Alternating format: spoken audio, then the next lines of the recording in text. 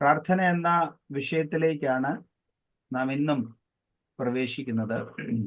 അപ്പോസ്തലനായ പൗലോസിന്റെ പ്രാർത്ഥനകളെ കുറിച്ചുള്ള ഒരു സമഗ്രമായ പഠനം, ഒരു നിരീക്ഷണം നമ്മൾ നടത്തി. ഒരു മിഷനറി സ്പിരിറ്റിലുള്ള പ്രാർത്ഥനയാണ് പൗലോസിന്റെ പ്രാർത്ഥനകളിൽ നാം ഉടനീളം കാണുന്നത്. ഒരു മിഷനറി, കർത്താവിന് വേണ്ടി സമർപ്പിക്കപ്പെട്ട ഒരു വ്യക്തി എങ്ങനെയാണ് പ്രാർത്ഥിക്കേണ്ടത്? പൗലോസിന്റെ പ്രാർത്ഥനാ ഹൃദയം തുടിച്ചു നിൽക്കുന്ന വാക്യങ്ങളാണ് നമ്മൾ തൻ്റെ പ്രാർത്ഥനയിൽ കാണുന്നത്.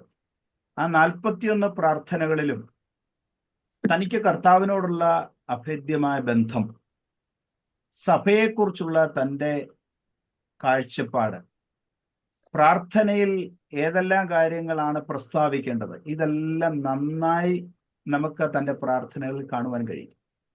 കർത്താവിൻ്റെ വേല ചെയ്യുന്ന എല്ലാ പ്രിയപ്പെട്ടവരും, നാം എല്ലാവരും കർത്താവിൻ്റെ വേലക്കാരാണ്, പുരോഹിതന്മാരാണ്. ആ പൗലോസിന്റെ പ്രാർത്ഥനയോട് താദാത്മ്യം പ്രാപിക്കുന്ന പ്രാർത്ഥനകൾ നമുക്കുണ്ടാകും. പൗലോസാണ് സുവിശേഷ പോർക്കളത്തിൽ അനവരതം പോരാടുകയും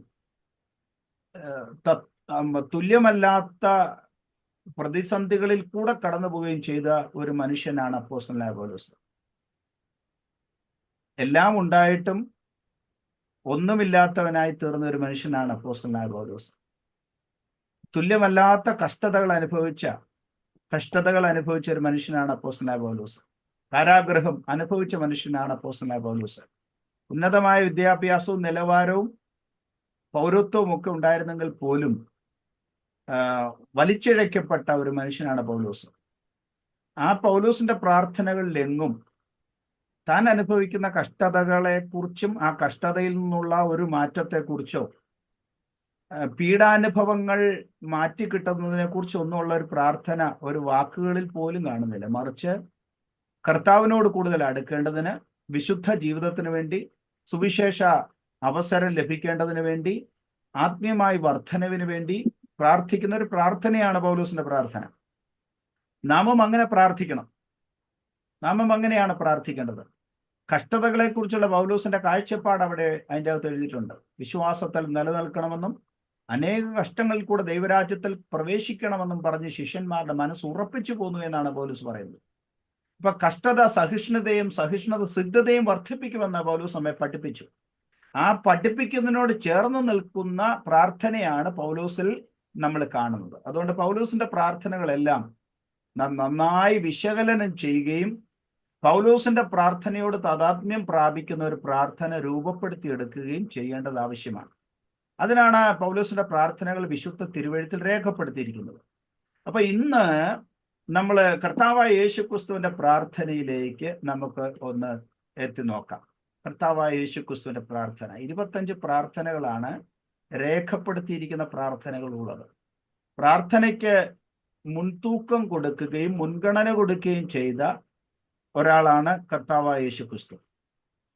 നമ്മൾ പ്രാർത്ഥനയ്ക്ക് മുൻഗണന കൊടുക്കണം.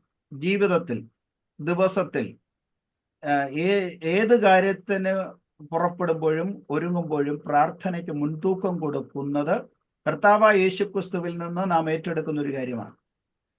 നമ്മൾ സമാഗമന കൂടാരത്തെക്കുറിച്ച് പഴയ നിയമത്തിൽ പഠിക്കുന്നുണ്ട്.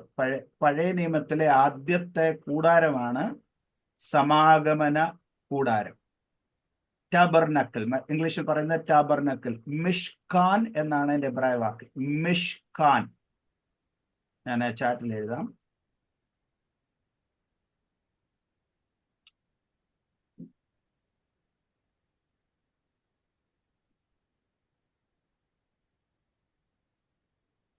മിഷ്കാൻ. മിഷ്കാൻ എന്ന് പറഞ്ഞാൽ ടാബർനക്കിൾ എന്നാണ്. സാഞ്ചുറി അല്ല കേട്ടോ, സാഞ്ചുറി അല്ല. സാഞ്ചുറിക്ക് മിക് ഡാഷ് എന്നാ പറയുന്നത്. മിക് ഡാഷ്. ഞാൻ എഴുതാം. സാഞ്ചുറി എന്ന് വെച്ചാൽ പള്ളി എന്നല്ലേ പാസ്റ്റർ? സാഞ്ചുറി എന്ന് പറഞ്ഞാൽ വിശുദ്ധ സ്ഥലം എന്നാ. വിശുദ്ധ സ്ഥലം, ഡിവൈൻ പ്ലേസ് ഓഫ് ഗോഡ് എന്നാ. ഡിവൈൻ അല്ലെങ്കിൽ ദൈവത്തിന്റെ സാന്നിധ്യം ആകർഷിക്കുന്ന സ്ഥലമെന്നാണ് സാഞ്ചുറി എന്ന വാക്കിന്റെ അർത്ഥം.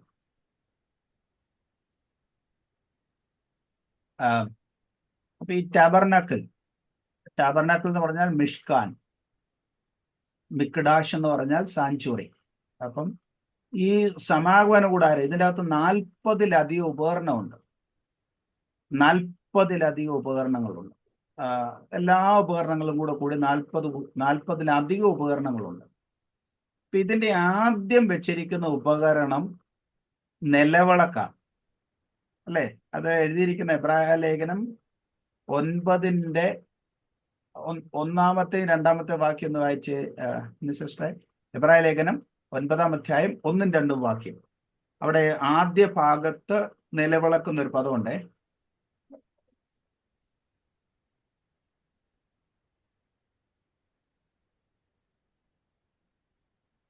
എന്നാൽ ആദ്യ നിയമത്തിനും ആരാധനയ്ക്കുള്ള ചട്ടങ്ങളും ലൗകികമായ വിശുദ്ധ മന്ദിരവും ഉണ്ടായിരുന്നു. ഒരു കൂടാരം ചമച്ച് അതിന്റെ ആദ്യ ഭാഗത്ത് നിലവിളക്കും മേശയും കാഴ്ചയൊപ്പവും ഉണ്ടായിരുന്നു. മതി, അതിന് വിശുദ്ധ സ്ഥലം എന്ന് പേർ. മതി. അപ്പൊ പഴയ നിയമം ഒന്നുകൂടെ ആവർത്തിക്കുന്നതാണ് എബ്രായ ലേഖനം. അപ്പൊ ഈ പഴയ നിയമത്തിന്റെ അകത്തെ ടാബർനാക്കിളെ കുറിച്ച്, സമാഗമന കൂടാരത്തെ കുറിച്ച്, സമാഗമന കൂടാരം എന്ന് പറഞ്ഞാൽ ആഗമന കൂടാരം, ആഗമന കൂടാരം, ദൈവവും മനുഷ്യനും ആഗമിക്കുക. ഒരു സ്ഥലത്ത് അശുദ്ധനായ മനുഷ്യനും വിശുദ്ധനായ ദൈവവും കൂടി ഒരുമിച്ച് സമ്മേളിക്കുക. അതാണ് ടാബർനാക്കിൾ എന്ന് പറയുന്നത്. അപ്പം ഇവിടെ വെച്ചിരിക്കുന്ന ഉപകരണങ്ങളെ കുറിച്ചുള്ള ഒരു ചെറിയ വിവരണം എബ്രായ ലേഖനത്തിൽ എഴുതിയിട്ടുണ്ട്. എന്നാൽ ആദ്യ നിയമം എന്നുള്ളതാണ് ഓൾഡ് ടെസ്റ്റമെന്റ് എന്നുള്ള വാക്കാണ് ആദ്യ നിയമം. ഓൾഡ് ടെസ്റ്റമെന്റ് തർജ്ജമ ചെയ്യുമ്പോഴാണ് അത് പഴയ നിയമം എന്ന് എഴുതിയിരിക്കുന്നത്. ആദ്യ നിയമം എന്ന് പറഞ്ഞാൽ ഓൾഡ് ടെസ്റ്റമെന്റ്. ന്യൂ ടെസ്റ്റമെന്റ് എന്ന് പറഞ്ഞാൽ റിവൈസ്ഡ് കവനന്റ് എന്നാണ്, പുതുക്കിയ നിയമം. 9-15 എഴുതിയിട്ടുണ്ട് ആ വാക്യം. എബ്രായ ലേഖനം 9-15. അവിടെ നിന്നാണ് ഓൾഡ് ടെസ്റ്റമെന്റ്, ന്യൂ ടെസ്റ്റമെന്റ് എന്നുള്ള വാക്ക് അവിടെ നിന്നാണ് വരുന്നത്. ഓക്കെ, ഇവിടെ ശ്രദ്ധിക്കുക. ആദ്യ നിയമത്തിനും ആരാധനയ്ക്കുള്ള ചട്ടങ്ങളും ലൗകികമായ വിശുദ്ധ മന്ദിരവും ഉണ്ടായിരുന്നു. 2-ാം വാക്യം, ഒരു കൂടാരം ചമച്ചു അതിന്റെ ആദ്യ ഭാഗത്ത് നിലവിളക്കും, പിന്നെയാണ് മേശ, കാഴ്ചയപ്പം ഒക്കെ വെച്ചിരിക്കുന്നത്. അപ്പം സമാഗമന കൂടാരത്തിലേക്ക് പ്രവേശിക്കുന്ന ഒരു വ്യക്തി ആദ്യം കാണുന്നത് എന്താണ് പറഞ്ഞേ? നിലവിളക്ക്. അത് ശുദ്ധ മലയാളമാണ്, നിലവിളക്ക്. അതിന് ലാംപ് സ്റ്റാൻഡ് എന്ന ഇംഗ്ലീഷിൽ എഴുതിയിരിക്കും, ലാംപ് സ്റ്റാൻഡ്. നിലവിളക്ക് എന്ന വാക്ക് നല്ല ഒരു വാക്കാണ്. നിലത്തിരുന്ന് വിളക്കുന്നത് കൊണ്ട് നിലവിളക്ക് എന്ന് പറയുന്നു. വിളക്ക് എന്ന വാക്കിന്റെ അർത്ഥം വിളക്കുന്നത് എന്നാണ്. വിളക്കുന്നത്, 2 വസ്തുക്കളെ തമ്മിൽ കൂട്ടിച്ചേർക്കുക, വിളക്കുക. അപ്പം വിളക്ക് എന്ന വാക്ക് വരുന്നത് വിളക്കുന്നത് കൊണ്ടാണ്. ഏതെങ്കിലും 2 വസ്തുക്കളെ തമ്മിൽ കൂട്ടിച്ചേർക്കുമ്പോഴാണ് വിളക്കുന്നത്. ഇരുട്ടും വെളിച്ചവും, അന്ധകാരവും പ്രകാശവും, ഇത് 2 കൂട്ടി ചേർക്കുന്ന ഒന്നാണ് വിളക്ക്. അതാണ് ഒരു ഹിന്ദു മെത്തോളജിയുടെ കൺസെപ്റ്റ്. അവിടെ നിന്നാണ് ഈ വാക്കെല്ലാം വന്നിരിക്കുന്നത്. ഓക്കെ, അപ്പൊ നിലവിളക്ക് വെച്ചു. നിലവിളക്ക് വെക്കുക അല്ലെങ്കിൽ ലാംപ് സ്റ്റാൻഡ്, മെനോറ എന്ന് പറയും അതിന് എബ്രായ ഭാഷയിൽ. മെനോറ എഴുതി വെച്ചു, മെനോറ. ഇതൊക്കെ ഇപ്പം ഈ ഹോട്ടലിനൊക്കെ ഇട്ടിരിക്കുന്ന പേരാ. നിങ്ങൾ ഈ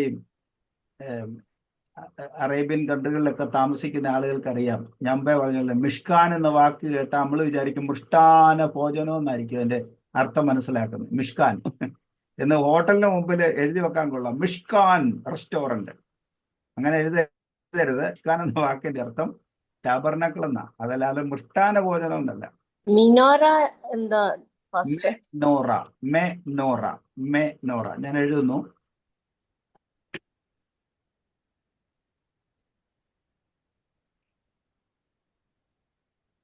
മെനോറ എന്ന് പറഞ്ഞാല് ലാംപ് സ്റ്റാൻഡ്, നിലവിളക്ക്, ലാംപ് സ്റ്റാൻഡ്. യഹൂദന്മാരുടെ നിലവിളക്ക് മിനോറ എന്ന് പറയും. അതെ, അങ്ങനെയാണല്ലേ കവരവിളക്ക്?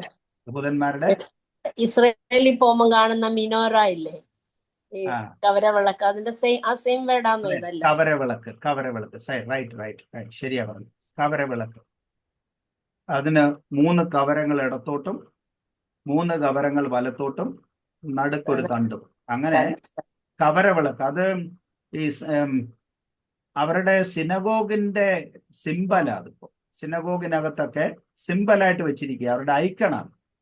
നമ്മൾ ക്രിസ്ത്യൻ ചർച്ചുകളിലൊക്കെ ക്രോസ് വെക്കുന്നത് പോലെ അവരുടെ സിനഗോഗുകളിലെല്ലാം അവര് ഈ കവരവിളക്കിന്റെ ലാംപ് സ്റ്റാൻഡിന്റെ അല്ലെങ്കിൽ മെനോറായുടെ ഐക്കണായിട്ട് ആ ചിത്രമാണ് അവരെ കൊടുത്തിരിക്കുന്നത്. അവരുടെ രാജ്യത്ത് എവിടെ ചെന്നാലും സിനഗോഗുകളിലൊക്കെ ചെന്നാലും അവരുടെ ഔദ്യോഗിക ചിഹ്നമായിട്ട് അവരതിനെ അംഗീകരിച്ച് കൊണ്ടു നടക്കുന്നുണ്ട്. അപ്പൊ അതൊരു സിംബോളിസമാണ്. ഈ വിളക്ക് എന്ന് പറയുന്നത് സിംബോളിസമാണ്. കാരണം ആ വാക്കുകൾ പുറപ്പാട് പുസ്തകം, സംഖ്യാപുസ്തകം, അതുപോലെ തന്നെ പഴയ നിയമത്തിലെ രാജാക്കന്മാർ, ദിനവൃത്താന്ത പുസ്തകങ്ങളൊക്കെ ചേർത്ത് നമ്മൾ വായിക്കുമ്പോൾ ഈ നിലവിളക്കിന്റെ പ്രസക്തി എന്തെന്ന് അവിടെ എഴുതിയിട്ടുണ്ട്. വെളിച്ചം കാണുക, വെളിച്ചം, സമാഗമന കൂടാരത്തിന്റെ അകത്ത് വെളിച്ചം കാണുക. അത് തങ്കം കൊണ്ടുണ്ടാക്കണം. ഈ പുറപ്പാട് ദിവസം 25:31 എഴുതിയിരിക്കുന്നത്, പുറപ്പാട് ദിവസം 25:31, അത് തങ്കം കൊണ്ട് ഒരു നിലവിളക്കുണ്ടാക്കണം. നിലവിളക്ക് അടിപ്പ് പണിയായിരിക്കണം. അതിന്റെ ചുവടും പുഷ്പപുടങ്ങളും മുട്ടുകളും പൂക്കളും അതിൽ തന്നെ ആയിരിക്കണം. അപ്പൊ അതിൻ്റെ അകത്ത് ഉദ്ദേശിക്കുന്നത് തങ്കം കൊണ്ടൊരു വിളക്കുണ്ടാക്കണം.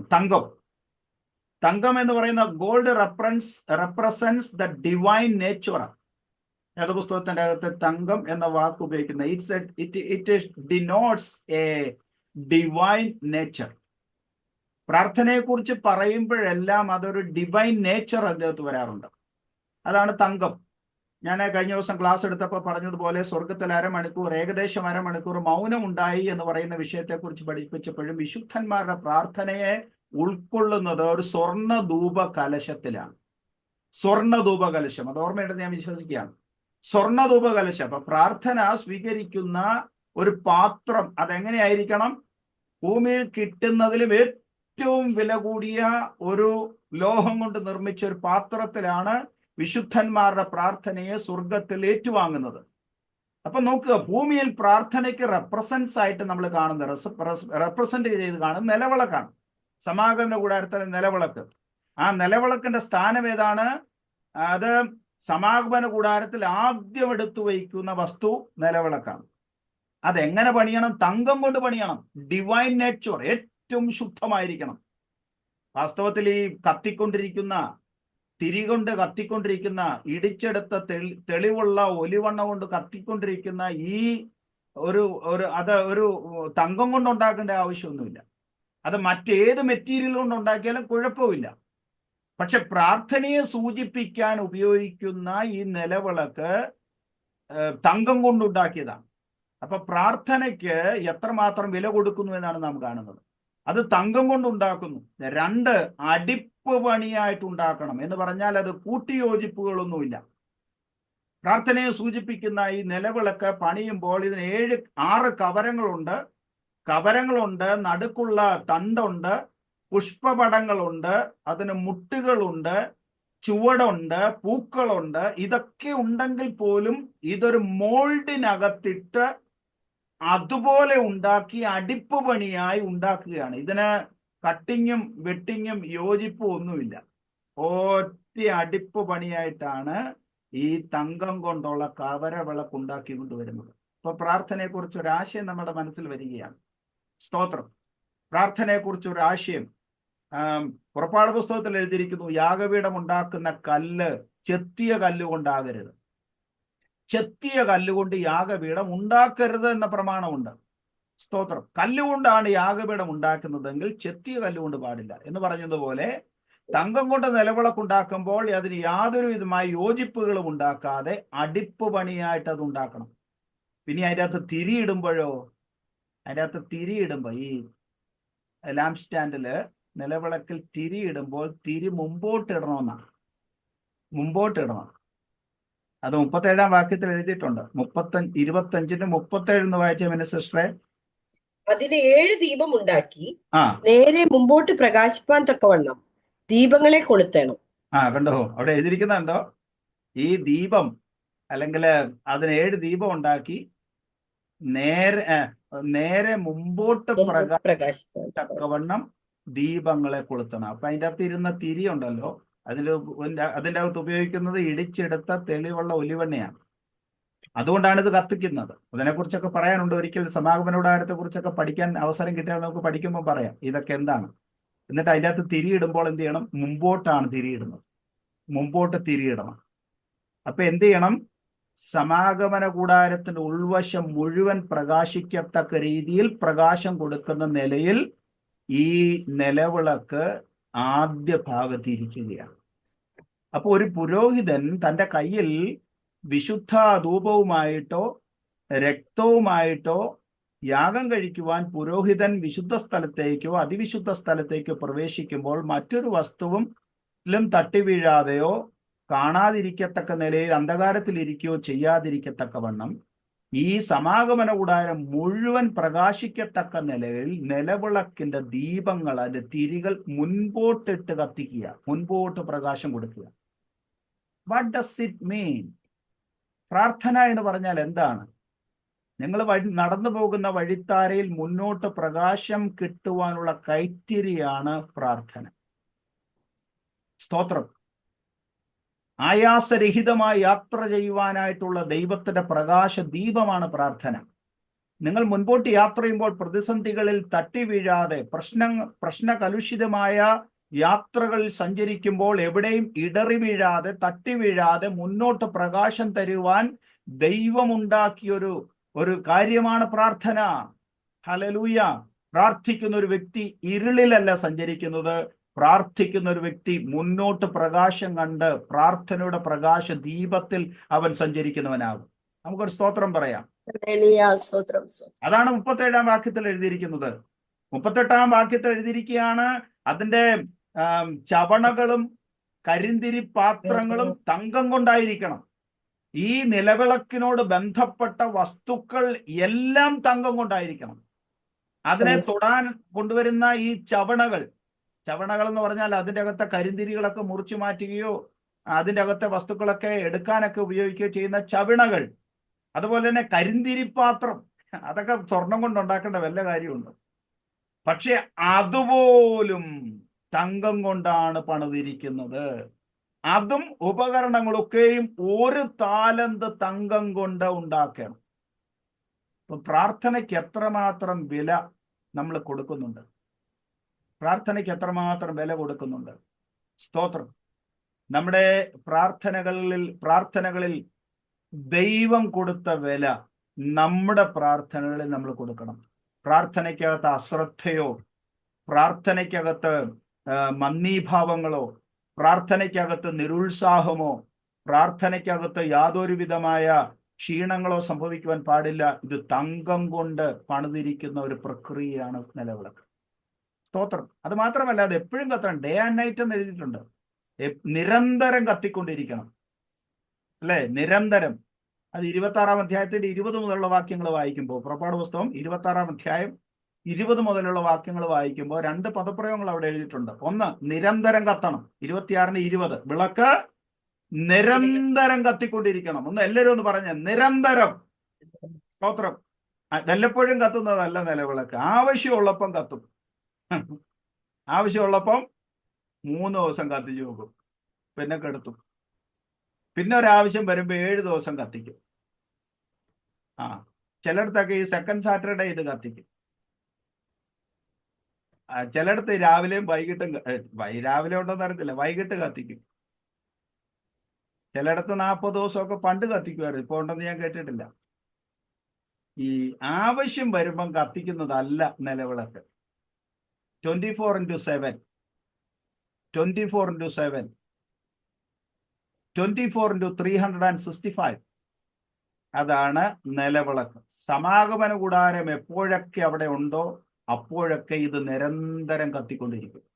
നിരന്തരം. എല്ലാവരും എന്ന് പറഞ്ഞ് നിരന്തരം കത്തിക്കൊണ്ടിരിക്കും. സ്തോത്രം. അപ്പം ഇത് ഡേ ആൻഡ് നൈറ്റ് ആണ്, എപ്പോഴും കത്തിരിക്കും. ഒരു പ്രാർത്ഥന അനുഭവം, സ്തോത്രം, നമ്മൾ ഉണ്ടായാൽ അത് നിരന്തരം കത്തിക്കൊണ്ടിരിക്കണം, എപ്പോഴും കത്തിക്കൊണ്ടിരിക്കണം. മറ്റൊരു ഭാഗത്ത് എവരി ഡേ എന്ന് എഴുതിയിട്ടുണ്ട്. ലേവ്യാപുസ്തകം 24-ാം അധ്യായത്തിന്റെ അകത്ത് നിത്യവും എന്നാ മലയാളത്തിൽ എഴുതുന്നത്. നിത്യവും. പക്ഷെ ഇംഗ്ലീഷ് ആയിരിക്കും എവറി ഡേ. ലെവിറ്റിക്കസ് 24:4. ലേവ്യാപുസ്തകം 24:4 എഴുതിയിരിക്കുന്നു, നിത്യവും യഹോവയുടെ സന്നിധിയില് തങ്ക നിലവിളക്കിന്മേൽ ധൂപങ്ങൾ ഒരുക്കി വെക്കണം. Every day. സ്തോത്രം. ഇത് ധാരാളം പറയാനുണ്ട് ലാംപ് സ്റ്റാൻഡിനെ കുറിച്ച്. ഇതെപ്പോഴും കത്തിക്കൊണ്ടിരിക്കണം. ഡേ ആൻഡ് നൈറ്റ് എപ്പോഴും കത്തിക്കരുത്. രാത്രിയിൽ പകലും കത്തിക്കൊണ്ടിരിക്കണം. പ്രകാശം പരത്തുന്നത് വൈകുന്നേരം മുതൽ പ്രഭാതം വരെ ആയിരിക്കും, പക്ഷേ എപ്പോഴും കത്തിക്കൊണ്ടിരിക്കണം. ഇത് തങ്കം കൊണ്ടുണ്ടാക്കണം, അടുപ്പ് പണിയായിട്ട് ഉണ്ടാക്കണം, മുൻപോട്ട് പ്രകാശം കൊടുക്കുവാൻ ഉണ്ടാക്കണം. സമാഗമന കൂടാരത്തിന്റെ ആദ്യ സ്ഥലത്ത് ഇത് കത്തിച്ചു വയ്ക്കണം. ആദ്യ സ്ഥലത്ത് പ്രാർത്ഥനയ്ക്ക് പ്രഥമ സ്ഥാനം നമ്മൾ കൊടുക്കണം. പ്രാർത്ഥനയ്ക്ക് 1-ാം സ്ഥാനം കൊടുക്കണം. വേദപുസ്തകം പറയുന്നു, നിങ്ങൾ ലോകത്തിന്റെ വെളിച്ചമാകുന്നു. നിങ്ങൾ ലോകത്തിന്റെ വെളിച്ചമാകുന്നു എന്ന് വേദപുസ്തകം പറയുന്നു. ഈ വിളക്ക് കെട്ടുപോകാൻ പാടില്ല. സദൃശവാക്യത്തിന്റെ ഒരു വാക്യമുണ്ട്, അവളുടെ വിളക്ക് രാത്രിയിൽ കെട്ടുപോകുന്നില്ല. 31:18. സദൃശവാക്യം 31:18 എഴുതിയിട്ടുണ്ട്, അവളുടെ വിളക്ക് രാത്രിയിൽ കെട്ടുപോകുന്നില്ല. വിളക്ക് കെട്ടുപോയാൽ ഒരു പ്രശ്നവും ഇല്ല, പക്ഷെ രാത്രി കെടരുത്. വിളക്ക് കെട്ടുപോയാൽ ഒരു പ്രശ്നവുമില്ല, പക്ഷെ വിളക്ക് രാത്രിയിൽ കെട്ടുപോകാൻ പാടില്ല. അതുകൊണ്ടാണ് പുതിയ നിയമത്തിൽ എഴുതിയിരിക്കുന്നത്, വിളക്ക് കത്തിച്ച് പറയിൻ കീഴല്ല തണ്ടിന്മേൽ എത്ര വയ്ക്കുന്നത്. അപ്പം വീട്ടിലുള്ള എല്ലാവർക്കും പ്രകാശം കിട്ടും. 4 വാക്യങ്ങളുണ്ട്. 4 വാക്യവും 4 വ്യത്യസ്തമായിട്ട് എഴുതിയിരിക്കുന്നത്. അതതിന്റെ രസം. നമ്മൾ ഈ ഒരു വാക്യം വായിച്ചേരിക്കരുത്. ഈ ഇതിന് വിളക്ക് കത്തിച്ച് എന്ന് പറയുന്ന വാക്യം ഉണ്ടല്ലോ, 4 വാക്യമുണ്ട്. 3 സുവിശേഷത്തിൽ 4 വാക്യമുണ്ട്. 4 വാക്യത്തിന് 4 അർത്ഥത്തിൽ എഴുതിയിരിക്കുന്നത്. അത് യേശു പറഞ്ഞതാ കേട്ടെ. ഒന്ന്, വിളക്ക് കത്തിച്ച് പറയിൻ കീഴിൽ വയ്ക്കരുത്, വിളക്ക് കത്തിച്ച് കട്ടിൻ കീഴിൽ വയ്ക്കരുത്, വിളക്ക് കത്തിച്ച് നിലവറയിൽ വയ്ക്കരുത്, വിളക്ക് കത്തിച്ച് പാത്രം കൊണ്ട് മൂടി വെക്കരുത്. ഒറ്റ വാക്യമാണ്, പക്ഷെ 4 തരത്തിലെ 4 ആസ്പെക്റ്റിലെ കർത്താവ് അത് ഉപയോഗിക്കുന്നത്. അല്ലെ, നിങ്ങൾ ലോകത്തിന് വെളിച്ചമാകുന്നു എന്ന് പറഞ്ഞിട്ട് കർത്താവ് പറയുകയാണ്. മത്തായി 5:15 പറയുന്നു, വിളക്ക് കത്തിച്ച് പറയിൻ കീഴിൽ വയ്ക്കരുത്. മാത്യു ചാപ്റ്റർ 5:15, പറയിൻ കീഴിൽ വയ്ക്കരുത്. പറ എന്ന് പറഞ്ഞാൽ അതിന്റെ അർത്ഥം എന്നാ? ഏകകം. അളക്കുവാനുള്ള ഏകകമാണ് പറ. അതിനകത്ത് നിങ്ങൾ ഈ വിളക്ക് വയ്ക്കരുത്. അപ്പം നമ്മുടെ ഇപ്പൊ ഈ അളന്നും തൂക്കിയുള്ള പ്രാർത്ഥനയാണ്. നിരന്തരം പ്രാർത്ഥിക്കണം, എപ്പോഴും പ്രാർത്ഥിക്കണം, മടുത്തു പോകാതെ പ്രാർത്ഥിക്കണം, ഇടവിടാതെ പ്രാർത്ഥിക്കണം. പ്രോസോ കൈമ അതാണ് പ്രേ വിത്തൗട്ട് സീസിങ് എന്നുള്ളതിന്റെ ഗ്രീക്ക് വേർഡ്. നിങ്ങൾ എങ്ങനെയാണോ ശ്വാസം എടുക്കുന്നത് അതുപോലെ പ്രാർത്ഥിക്കണം. ശ്വാസം എടുക്കുകയും ഉച്ഛ്വാസം ചെയ്യുകയും ചെയ്യുന്നത് പോലെ ജീവന്റെ നിലനിൽപ്പിന് ആധാരമായ ശ്വാസോച്ഛ്വാസം എങ്ങനെ നിങ്ങൾ എടുക്കുന്നുവോ അതുപോലെ പ്രാർത്ഥിക്കണമെന്നാണ് ഗ്രീക്ക് ഭാഷയിൽ പൗലൂസ് പറഞ്ഞത്. ഇടവിടാതെ പ്രാർത്ഥിക്കണം. കുറച്ചു നേരം ശ്വാസം എടുക്കാതെ എല്ലാവരും ഒന്ന് ഇരുന്നേ, കുറച്ചു നേരം. എനിക്ക് ഓർഡിനേഷൻ ഉള്ള ആളാണ് കേട്ടോ, അതുകൊണ്ട് നിങ്ങൾ പേടിക്കൊന്നും വേണ്ട. എന്നെ ആരും അനുസരിക്കുന്നില്ല. നോക്കിയിരിക്കുവാൻ തോന്നുന്നില്ല. ഞാൻ ഇത്രയൊക്കെ ഉറപ്പ് പറഞ്ഞിട്ടും നിങ്ങൾ ഭരിച്ചാൽ സ്വർഗത്തിൽ പോകുന്നേ. ഇവിടെ ശവസംസ്കാര ശുശ്രൂഷയ്ക്ക് ആളും ഗായക സംഘവും ഒക്കെ ഉണ്ട് എന്ന് പറഞ്ഞ് ആരെങ്കിലും ശ്വാസം എടുക്കാതിരിക്കുന്നുണ്ടോ, വിടാതിരിക്കുന്നുണ്ടോ? ഇത്ര ഉറപ്പ് പറഞ്ഞിട്ടും അല്ലേ? സ്തോത്രം. നമ്മൾ അങ്ങനെ ഒന്നും പറഞ്ഞാൽ അനുസരിക്കത്തില്ല. ഇടപെടാതെ പ്രാർത്ഥിക്കുക എന്ന് പറഞ്ഞാൽ ഇതിന്റെ അർത്ഥം ശ്വാസം എടുക്കുന്നത് എത്രത്തോളം ഇമ്പോർട്ടൻ്റ് ആണോ അതുപോലെ ആയിരിക്കണം പ്രാർത്ഥനയുടെ ഇമ്പോർട്ടൻസ്. അതിൽ കൂടുതൽ ഒരു തത്തുല്യ പ്രയോഗം ഗ്രീക്കില് അത്രമാത്രം അതിനോട് ചേർത്താണ് പൗലോസ് പ്രാർത്ഥന ഉപയോഗിച്ചിരിക്കുന്നത്. പ്രോസെഖൈമ, ശ്വാസം എടുക്കുക, ജീവനാധാരമായ രക്തസംക്രമണത്തിനാധാരമായ ശ്വാസം നമ്മുടെ ശരീരത്തിലേക്ക് ആവാഹിച്ചെടുക്കുന്നതിന് തുല്യമായിട്ടാണ് പ്രാർത്ഥനയെ പുതിയ നിയമം വിവക്ഷിക്കുന്നത്. അപ്പം മത്തായി 5:15 എഴുതിയിരിക്കുകയാണ്, ഇത് പറയിൻ കീഴിൽ വയ്ക്കരുത്. അളന്നും തൂക്കിയും കുറിച്ചും പ്രാർത്ഥിക്കേണ്ടതല്ല. ദൈവത്തോട് സംസർഗം പുലർത്തുവാൻ എത്രത്തോളം നമുക്ക് കഴിയാമോ അത്രത്തോളം ആത്മീയ ജീവിതത്തിന്റെ വർധനവിന് അത് ഉതകും. മർക്കോസ് 4:21 എഴുതിയിരിക്കുന്നത് കട്ടിലിൻ കീഴിൽ വയ്ക്കരുത്.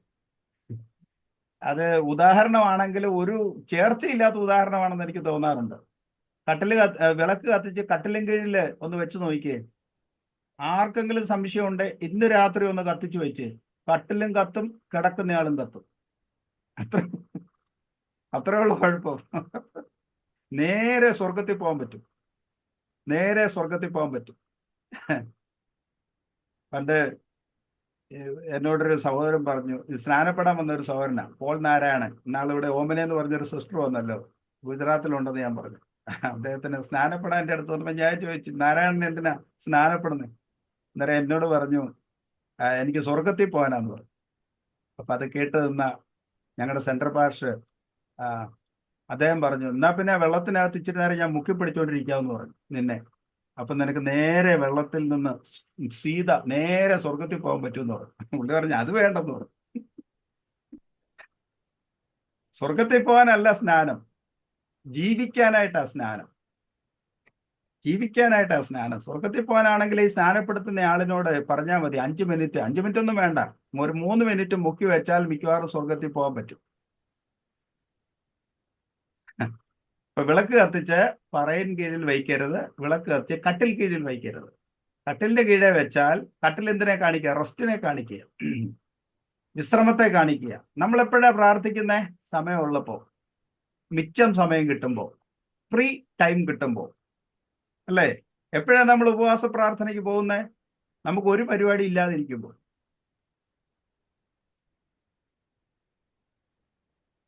എല്ലാവരും എനിക്കിട്ട് നോക്കിക്കേ, ഞാൻ ഈ വീഡിയോ ഇല്ലാത്ത സ്ക്രീനുകളിലേക്ക് മാത്രമാണ് നോക്കുന്നത്. നമ്മളെപ്പോഴാ പ്രാർത്ഥിക്കുന്നത്? വൈകുന്നേരത്തെ സീരിയലെല്ലാം തീർന്ന്, കരച്ചിലെല്ലാം കഴിഞ്ഞ്, എല്ലാവരും തൂത്തും എല്ലാം വൃത്തിയായി അവരെ സീരിയലെല്ലാം കഴിഞ്ഞ് പരസ്യത്തിന് പോകുമ്പോൾ ഒരു പ്രാർത്ഥന, അല്ലേ?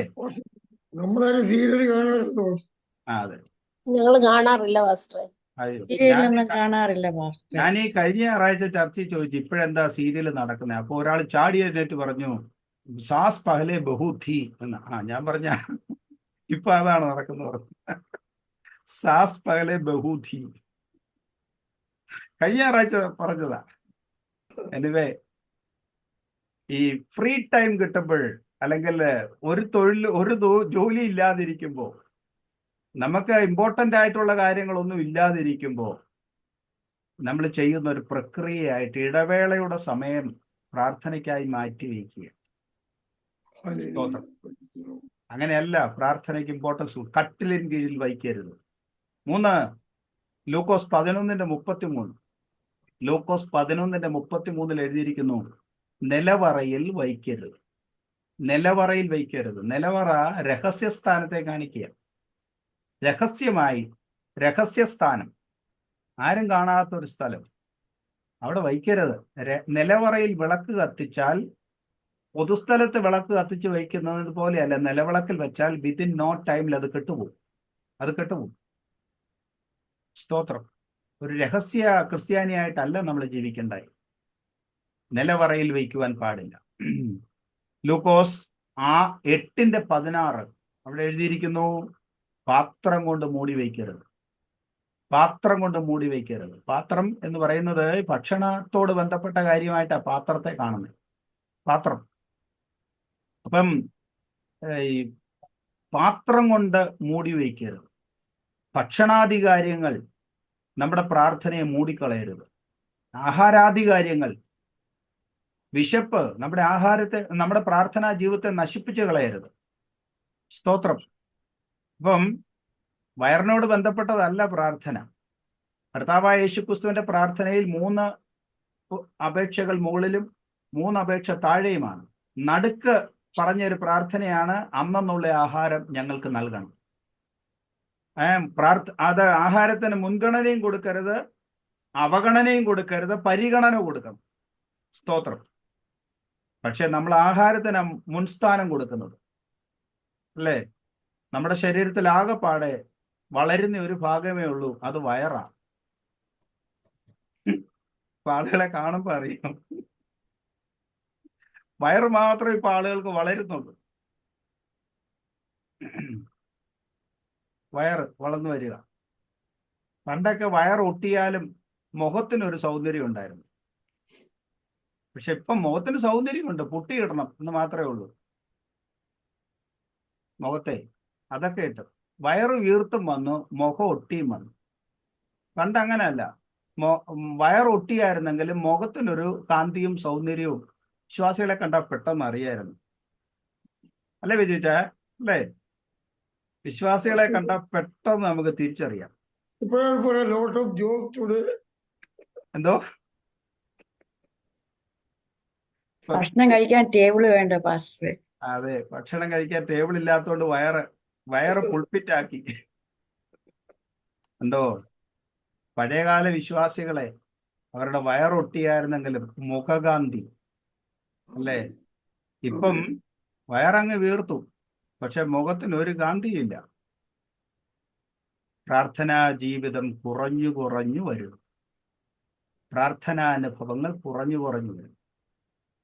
അതുകൊണ്ട് കർത്താവ് പറയുകയാണ്, വിളക്ക് കത്തിച്ച് തണ്ടിന്മേൽ വയ്ക്കണം.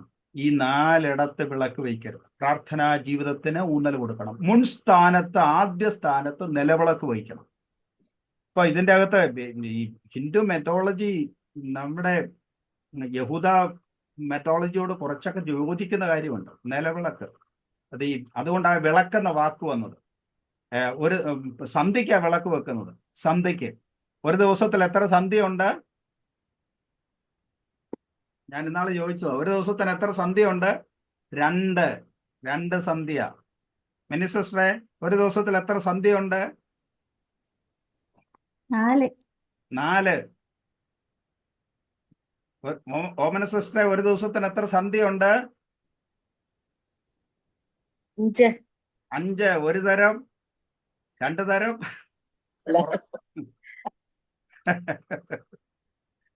4.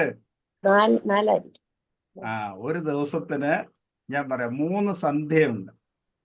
ഇതിനാ ത്രിസന്ധ്യ എന്ന് പറയുന്നത്. ത്രിസന്ധ്യ ഒരിക്കൽ പറഞ്ഞ, അതുകൊണ്ടാണ് ആന്റി കൃത്യമായിട്ട് അത് ഓർത്തിരുന്നല്ലോ. പ്രാതകാല സന്ധ്യ, മധ്യകാല സന്ധ്യ, സായം സന്ധ്യ. 3 സന്ധ്യകളാണ്. ഹിന്ദു മെത്തോളജി അനുസരിച്ചാ സന്ധ്യ എന്ന് പറഞ്ഞാൽ സന്ധിക്കുന്നത്. അപ്പൊ പ്രാതകാല സന്ധ്യ എന്ന് പറഞ്ഞാൽ പ്രകാശം വരുന്നു, ഇരുട്ട് പോകുന്നു. അതാണ് പ്രഭാതം എന്ന് പറയുന്നത്. ഇരുട്ട് പോകുന്നു, പ്രകാശം വരുന്നു, അത് സന്ധിക്കുകയാണ്. അതാണ് പ്രാതകാല സന്ധ്യ. അപ്പോഴാണ് വിളക്ക് വയ്ക്കേണ്ടത്. എപ്പോഴാ പ്രഭാത പ്രാർത്ഥന ചെയ്യേണ്ടത്? നമ്മൾ എഴുന്നേറ്റ് വരുമ്പോഴാ പ്രഭാത പ്രാർത്ഥന. 9 മണിക്ക് അതിരാവിലെ തിരുസന്നിധി അണയുന്നൊരു എപ്പോഴാ? സമയം എത്രയായി? 9 എപ്പോഴാ മഗ്ദലക്കാരത്തി മറിയ കല്ലറയ്ക്കൽ പോയത്? അതിരാവിലെ ഇരുട്ടുള്ളപ്പോൾ. യാമങ്ങളെ കുറിച്ച് പറയുമ്പോൾ എത്രാമത്തെ യാമത്തിലാ മഞ്ഞ് പൊഴിയുന്നത്, മന്ന പൊഴിയുന്നതെന്നറിയാമോ? മന്ന പൊഴിയുമ്പോ ദൈവജനം എഴുന്നേൽക്കണം. മന്ന പൊഴിയുമ്പോൾ ദൈവജനം എഴുന്നേൽക്കണം. മന്ന ഉച്ചയ്ക്കല്ല പെയ്യുന്നത്, അല്ലെ പ്രഭാതത്തിലല്ല പെയ്യുന്നത്. മന്ന പെയ്യുമ്പോൾ ഇസ്രായേൽ ജനം എഴുന്നേൽക്കണം. എഴുന്നേറ്റ് മന്ന പെറുക്കണം. വെയിൽ ഉറയ്ക്കുമ്പോൾ മന്ന ഉരുകിപ്പോകും. മന്ന കിട്ടത്തില്ല. അത് ഡെയിലി ബ്രെഡാണ് മന്ന. ഒരുവന് രാവിലെ മന്ന പൊഴിയുമ്പോൾ ഒരുവൻ മന്ന പെറുക്കിയില്ലെങ്കിൽ അവൻ താമസിച്ചു എന്നുള്ള കാരണത്താൽ അവന് വേണ്ടി മന്ന പൊഴിയുന്നില്ല. അവൻ ആ പകല് മുഴുവൻ പട്ടിണി കിടക്കേണ്ടി വരും. പ്രഭാത പ്രാർത്ഥന വിശ്വാസികൾക്ക് വളരെ ഇമ്പോർട്ടൻ്റ് ആണ്. അപ്പോ പ്രാതകാല സന്ധ്യ, പിന്നെ മധ്യകാല സന്ധ്യ. എത്ര മണി തൊട്ടാ പാസ്റ്റർ പ്രാതകാലം? ഞാനൊരു ദിവസം ഈ യാമങ്ങളെ കുറിച്ച് ഒരു വലിയ സ്റ്റഡി ഉണ്ട്. യാമങ്ങളെ കുറിച്ചൊരു പഠനമുണ്ട്. യജമാനൻ സന്ധ്യയ്ക്കോ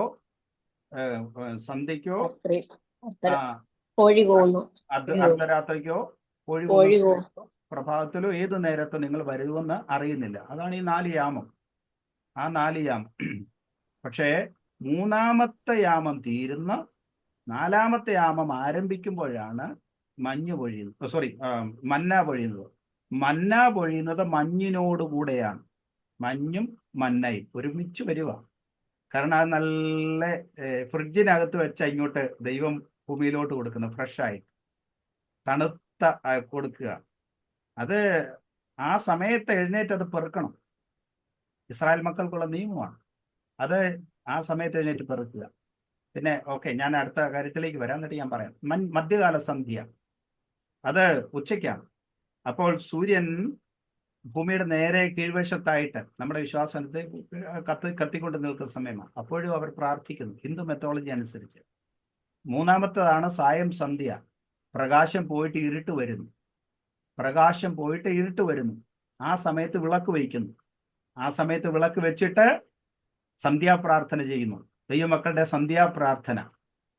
യഹൂദന്മാർ, നമ്മുടെ ഇന്നത്തെ സന്ധ്യാപ്രാർത്ഥനയാണ് യഹൂദന്മാരുടെ പ്രഭാത പ്രാർത്ഥന. സൂര്യൻ അസ്തമിക്കുമ്പോൾ ഒരു ദിവസം തീരുന്നു, പിറ്റേ ദിവസം ആരംഭിക്കുക. അപ്പൊ അത് പ്രഭാത പ്രാർത്ഥനയാണ്. നമ്മുടെ സന്ധ്യാപ്രാർത്ഥന അവരുടെ പ്രഭാത പ്രാർത്ഥനയാണ്. എന്തായിരുന്നാലും സൂര്യൻ അസ്തമിക്കുമ്പോൾ പ്രകാശം പോകുന്നു, ഇരുട്ട് വരുമ്പോൾ സന്ധ്യാപ്രാർത്ഥന ചെയ്തിരിക്കണം, അല്ലേ? ഈ ഹിന്ദുക്കളുടെ മെത്തോളജി അനുസരിച്ച് രാവിലത്തെ പ്രാർത്ഥനയ്ക്ക് 3 തിരി, ഉച്ചയ്ക്ക് 5 തിരി, വൈകുന്നേരം 7 തിരി, ഇങ്ങനെ ഇട്ടാണ് പ്രാർത്ഥിക്കുന്നത്. അതൊന്നും ഇന്ന് ആരും നോക്കാറൊന്നുമില്ല. ഞങ്ങളെ പഠിപ്പിച്ച കാലത്ത് ഒരു മഹാനായൊരു മനുഷ്യൻ, അദ്ദേഹം ഇപ്പോൾ ഗുരുവായൂർ ക്ഷേത്രത്തിലെ തന്ത്രിയാണ്. ആ മനുഷ്യനാണ് ഞങ്ങളെ ഈ വാസ്തുകലയും ഈ ഇങ്ങനെയുള്ള കാര്യങ്ങളൊക്കെ പഠിപ്പിച്ചു തന്നത്. അപ്പം രാവിലെ 3 തിരി എന്ന് പറയുന്നത് നമ്മുടെ പ്രാണനും ദേഹത്തെയും ആത്മാവിനെയും കാണിക്കുക. 5 തിരി എന്ന് പറഞ്ഞാൽ ഒരു മനുഷ്യന്റെ ശരീരത്തിലുള്ള 5 പ്രാണൻ ഉണ്ടെന്ന് അവർ പഠിപ്പിക്കുന്നു. ആ 5 പ്രാണനെ കാണിക്കുകയാണ്. പ്രാണൻ, അപാനൻ, വിതാനൻ, സമാനൻ, വ്യാനൻ, ഈ 5 പ്രാണനെ കാണിക്കുന്നു. പിന്നെ 7 എന്ന് പറയുന്നത് സപ്തധാതുക്കൾ, ശരീരത്തിലുള്ള സപ്തധാതുക്കളെ കാണിക്കുന്നു. രസം, രക്തം, അസ്ഥി, ശുക്ലം, മജ്ജ, മേധസ്, മാംസം. ഇതാണ് സപ്തധാതുക്കൾ. ഈ ശരീരത്തിലെ സപ്തധാതുക്കളെ പ്രതിനിധീകരിച്ചുകൊണ്ട് 7 തിരിയിട്ട് പ്രാർത്ഥിക്കുന്നു. എനിവേ, നമ്മൾ എന്ത് ചെയ്യണം? പ്രാർത്ഥിക്കണം.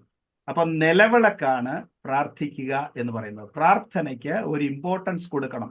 ഒരു കൂടാരം ചമച്ചു, അതിൻ്റെ ആദ്യ ഭാഗത്ത് നിലവിളക്ക് വെച്ചു. ആദ്യ ഭാഗത്ത് നിലവിളക്ക് വെച്ചു. അപ്പൊ ഇന്ന് മുതൽ ജീവിതത്തിന്റെ ആദ്യ ഭാഗത്ത്, ദിവസത്തിൻ്റെതായിരുന്നാലും ജോലിയുടേതായിരുന്നാലും ജീവിതത്തിന്റെ ഏത് തുടക്കത്തിനും ആദ്യ ഭാഗം പ്രാർത്ഥനയ്ക്ക് കൊടുക്കണം. അതാണ് കർത്താവായ യേശുക്രിസ്തു ചെയ്തത്. ഒരു മോർണിംഗ് പ്രെയർ എന്ന് പറയുന്ന ഒരു സിസ്റ്റം തന്നെ കർത്താവായ യേശുക്രിസ്തുവിനുണ്ടായിരുന്നു. മോർണിംഗ് പ്രെയർ എന്ന് പറയുന്ന ഒരു സിസ്റ്റം. രാവിലെ എഴുന്നേറ്റ് കർത്താവ് പ്രാർത്ഥിക്കുക. അത് പ്രേ അലോൺ ഒന്ന് വായിക്കാം. മത്തായി സുവിശേഷം 14:23. മത്തായി സുവിശേഷം 14:23. അവൻ പുരുഷാരത്തെ പറഞ്ഞയച്ചിട്ട് പ്രാർത്ഥിപ്പാൻ തനിയെ മലയിൽ കയറിപ്പോയി. വൈകുന്നേരമായപ്പോൾ ഏകനായി അവിടെ ഇരുന്ന് കണ്ടോ, അതോ കരവിട്ട് പല നാഴിക ദൂരത്തായി. മർക്കോസ് 1:35. മർക്കോസ് 1:35.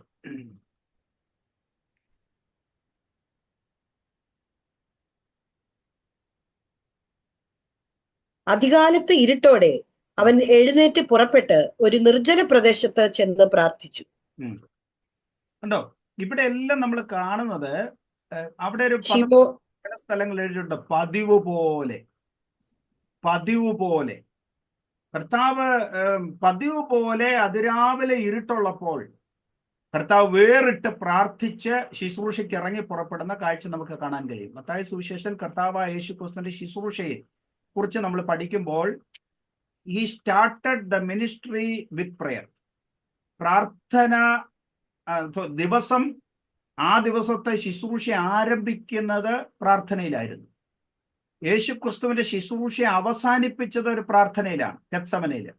ഏറ്റവും അവസാനത്തെ പ്രാർത്ഥന കാൽവറിയിലാണ്. പക്ഷെ യേശുക്രിസ്തു സ്വതന്ത്രനായി ഏറ്റവും അവസാനം പ്രാർത്ഥിച്ചു നിർത്തിയത് ഗെത്സമനയിലാണ്. അതോടൊപ്പം യേശുക്രിസ്തുവിന്റെ ശുശ്രൂഷയിൽ ഉടനീളം പ്രാർത്ഥന നമുക്ക് കാണാൻ കഴിയും. അപ്പം he started the ministry with prayer and end the ministry with prayer, and throughout the ministry he prayed to the Lord. അവൻ കർത്താവിനോട് പ്രാർത്ഥിക്കുന്നതായിട്ട് നമുക്ക് കാണാൻ കഴിയും. അപ്പൊ പ്രാർത്ഥനയ്ക്ക് എത്രമാത്രം ഇമ്പോർട്ടൻസ് കർത്താവ് കൊടുക്കുന്നു. അപ്പൊ ഈ യേശുക്രിസ്തുവിന്റെ 25 പ്രാർത്ഥനകൾ ഒന്ന് ഒന്ന് ഒന്ന് അപഗ്രഥനം ചെയ്യാം. ഓരോന്നും നമുക്ക് പഠിക്കാം. നമ്മൾ ലോർഡ്സ് പ്രെയർ ആണല്ലോ തുടങ്ങിയത്. ലോർഡ്സ് പ്രെയർ പോലെ ഇമ്പോർട്ടൻ്റ് ആയിട്ടുള്ള ഒരു പ്രെയർ ആണ് ബാക്കി എല്ലാ പ്രാർത്ഥനകളും. ഇതെല്ലാം അപ്പൊ കുറിച്ച് വയ്ക്കണം. എന്നിട്ട് ഈ പ്രാർത്ഥനകളെല്ലാം ഒന്ന് ആ വാക്യങ്ങൾ അധികം ഇല്ല, എല്ലാം ഒന്ന് വായിക്കണം. അതിൻ്റെ അത് പ്രാർത്ഥന എന്ന വാക്ക് ചിലപ്പം കണ്ടെന്ന് വരികയില്ല, പക്ഷെ അവൻ ചെയ്തത് മുമ്പേ ഞാൻ പറഞ്ഞതുപോലെ വെർബ് എന്ന് അതിനുവേണ്ടി ഞാൻ പറഞ്ഞു, വെർബാണ് പ്രാർത്ഥന. കർത്താവ് ചെയ്തത് ഒരു പ്രാർത്ഥനയാണ്. അങ്ങനെ നീണ്ടുള്ള 25 പ്രാർത്ഥനകളോളം നമുക്ക് കാണാൻ കഴിയും. കർത്താവായ യേശുക്രിസ്തുവിന് 30 വയസ്സായപ്പോൾ ശുശ്രൂഷ ആരംഭിക്കുമ്പോൾ സ്നാനപ്പെടുമ്പോൾ പ്രാർത്ഥിക്കുന്നു. അവിടെ തൊട്ടാണ് നമ്മൾ ആരംഭിക്കുന്നത്. അതിന് മുൻപോട്ടുള്ള 30 വരെയുള്ള ചരിത്രങ്ങൾ നമുക്ക് വേദപുസ്തകത്തിൽ വളരെ വിരളമായിട്ടേ കാണുന്നുള്ളൂ. പൂർണ്ണ ചരിത്രം നമ്മൾ കാണുന്നില്ല. കർത്താവായ യേശുക്രിസ്തുവിന്റെ ശുശ്രൂഷ ആരംഭിക്കുന്നു. എന്തുകൊണ്ടാണ് അവിടം തൊട്ട് ആരംഭിച്ചെന്ന് ചോദിച്ചാൽ, അവിടം തൊട്ട് ആ കർത്താവിന്റെ രക്ഷണ പ്രവൃത്തി ആരംഭിക്കുന്നു. അതുകൊണ്ടാണ് ബാല്യകാലം എങ്ങനെ ചെലവഴിച്ചു, എന്തെല്ലാം ആഹാരം കഴിച്ചു, ഏത് വസ്ത്രം ഉടുത്തിരുന്നു, ഏത് വീട്ടിലാണ് താമസിച്ചത്, ഇതൊന്നും അല്ല ബൈബിളിന്റെ ഇമ്പോർട്ടൻസ്. കർത്താവായ യേശുക്രിസ്തുവിന്റെ ലൈഫിന്റെ ഇമ്പോർട്ടൻസ് അല്ലെങ്കിൽ ആ രക്ഷണ പ്രവർത്തിക്ക് വേണ്ടിയുള്ള കർത്താവിന്റെ ഒരുക്കം ആരംഭിക്കുന്നത് താൻ ഒരു റബ്ബായി ആകുമ്പോഴാണ്. ആ റബ്ബായി വിത്ത് എസ്മിക്ക. ഓക്കെ, ഞാനൊരു ദിവസം അതിനെക്കുറിച്ച് എനിക്ക് തോന്നുന്നു ഇന്ന് സമയം പോയി അടുത്ത ക്ലാസ്സിൽ ഞാൻ എന്താണ് അതിന്റെ അർത്ഥം, യേശുക്രിസ്തു ആര്, ഹു ഈസ് ജീസസ് എന്നുള്ളതിനെ കുറിച്ച് ഒരു ചിത്രം ഞാൻ പറയാം. അതിന് എബ്രായ ഭാഷയിൽ പറയുന്നത് ഹീ ഈസ് എ റബ്ബായി വിത്ത് സ്മിക്ക എന്ന വാക്കിന്റെ അർത്ഥം അഭിഷേകം. അഭിഷേകത്തിന് എബ്രായ ഭാഷയിൽ 3 അർത്ഥമുണ്ട്. 3 അർത്ഥം.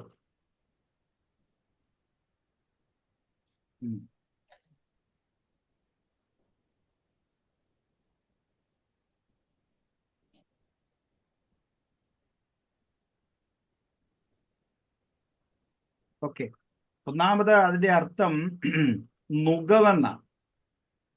നുകം. റബായി സ്മിക്ക എന്ന വാക്കിന്റെ ഒന്നാമത്തെ അർത്ഥം നുകമെന്ന യോക്ക്. അത് അനുച്ഛേദം 25 എഴുതിയിട്ടുണ്ട്.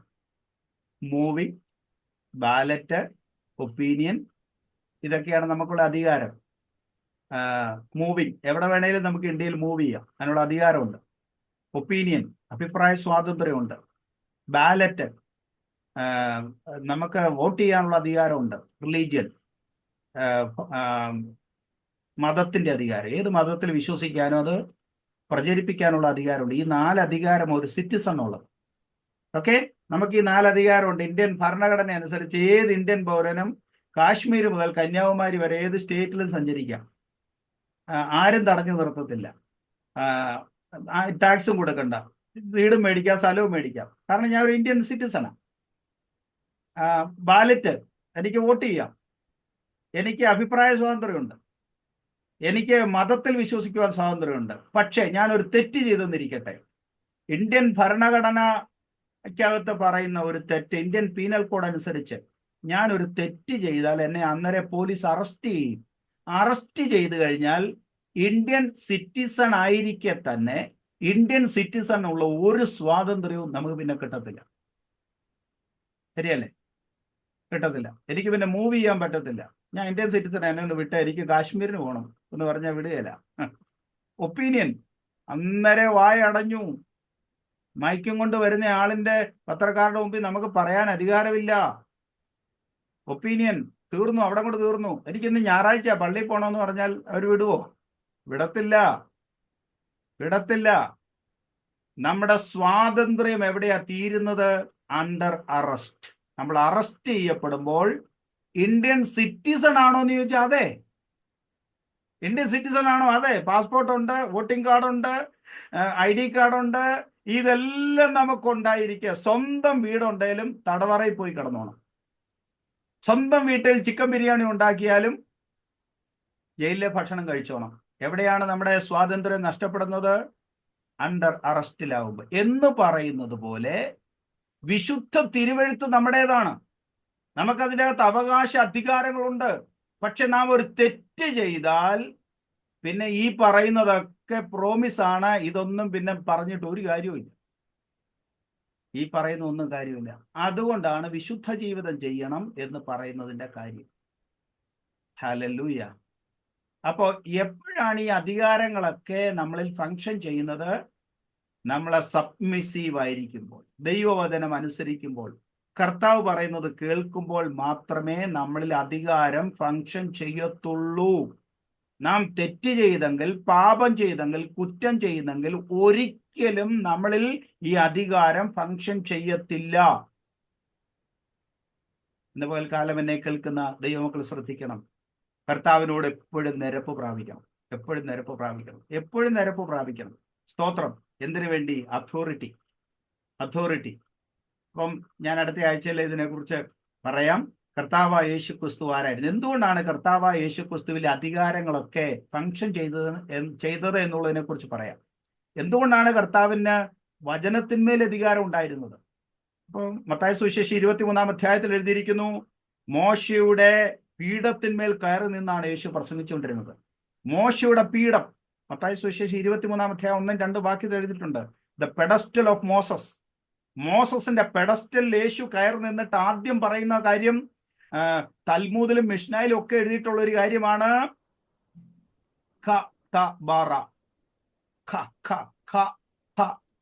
എന്ന് പറഞ്ഞാൽ സൃഷ്ടിക്കുക. I create what